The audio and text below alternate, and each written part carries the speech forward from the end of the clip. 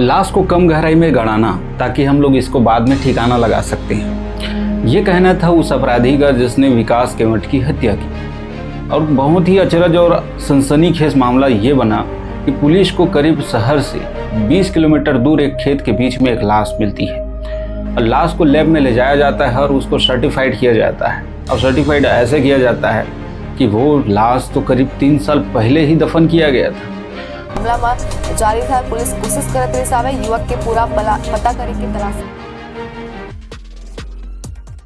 मामला थोड़ा उलझने ही वाला रहता है कि पुलिस इस तफ्तीश में लग जाती है कि यह व्यक्ति है कौन और इसकी मर्डर कैसे किया गया और किसके द्वारा किया गया, क्योंकि पुलिस के सामने बहुत सारे चैलेंजेस थे। पहला चैलेंज ये था यह व्यक्ति है कौन, दूसरा चैलेंज ये था कि इसका मर्डर क्यों किया गया और किसने किया। दोस्तों, जब पुलिस तफ्तीश करती है, तफ्तीश के दौरान उनको बहुत ही चकाने वाले और बहुत ही अचरज करने वाले सबूत मिलते हैं। 6 दोस्त चौक में बैठे बैठे गप्पे लड़ा रहे होते, तभी सनसनीखेज खुलासा ये होता है कि उनमें से एक अचानक से बोल पड़ता है कि हमने लाश को ठिकाना लगा दिया।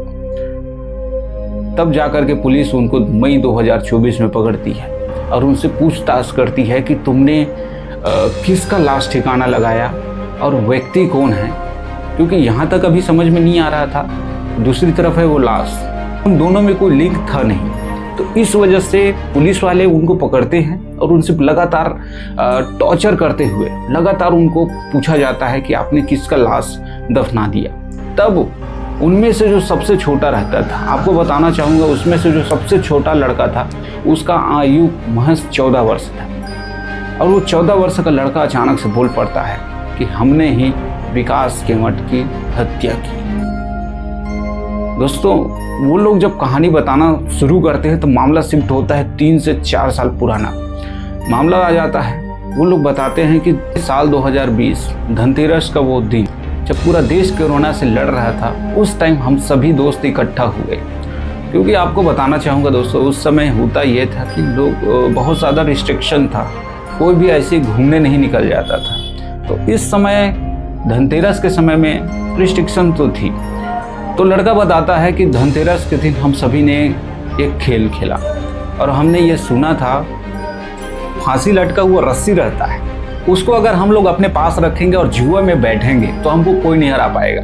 आप लोगों को बताना चाहूँगा दोस्तों, ऐसी थ्योरी छत्तीसगढ़ में बहुत ज़्यादा प्रचलित है और यहाँ पर ये एक आम बात है, लेकिन ये कहाँ तक सत्य है हम इसकी पुष्टि नहीं करते हैं, ये एक अंधविश्वास है। आगे होता ये है कि सभी लोगों को एक साथ बुलाता है रोहित, जो कि 18 वर्ष का है, पहली चीज। दूसरा चीज, ये मुख्य आरोपी है। बाकी जितने 4 लोग थे, 4 लोग में से कोई बालिग नहीं था, उसमें से एक ये भी था विकास केवट। सभी लोगों को एक साथ बुलाता है रोहित सभी को बताता है कि भाई हमने ये कहानियां सुनी है कि जुआ खेलना है तो किसी को फांसी लटकना होगा। अब फांसी लटकेगा, उसके रस्सी से हम लोग जुआ खेलेंगे। कोई रेडी होता नहीं है क्योंकि जाहिर सी बात है रोहित ही एक थोड़ा बहुत समझदार लग रहा था, बाकी सभी नाबालिग थे। लेकिन अंत में ये डिसाइड किया जाता है कि किसी एक को तो मरना ही होगा। अगर कोई एक मर जाता है तो उसको हम लोग क्या करेंगे, उसके परिवार वालों को हम लोग पैसा दे देंगे। ऐसा डिसाइड करता है और सभी लोग डिसाइड करते हैं कि अब एक व्यक्ति को मरना ही है तो क्यों न विकास को मारा जाए। दोस्तों, इसी तरह से बेरहमी के साथ विकास को मारा जाता है। जब फांसी लटक जाता है, विकास की मृत्यु हो जाती है, तब उस रस्सी को ले जा करके वे सभी लोग जुआ खेलते हैं और उसमें हार जाते हैं।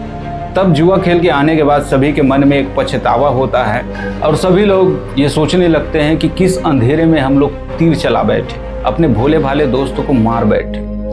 दोस्तों, पश्चाताप तो था, लेकिन उन लोगों के मन में यह भी था कि हत्या तो हुआ है हमारे से, हमको पुलिस पकड़ेगी जरूर और हो सकता है हमको उम्र कैद या फिर फांसी की भी सजा हो जाए। इस डर के तहत उन्होंने उस लाश को पास के ही एक खेत में लगभग 3 फीट गहराई में गड़ा दिया।